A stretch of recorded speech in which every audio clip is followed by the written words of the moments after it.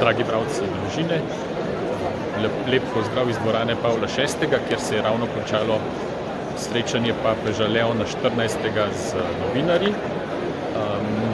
Srečanje je bilo v zelo veselem in vedrem vzdušju.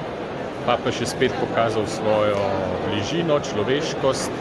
Na začetku se je celo pošalil, da ploskamo na začetku nima posebne teže.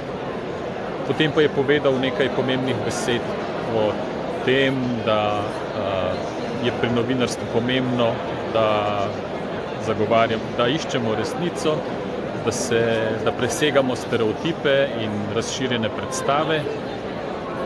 Pa veseli smo bili seveda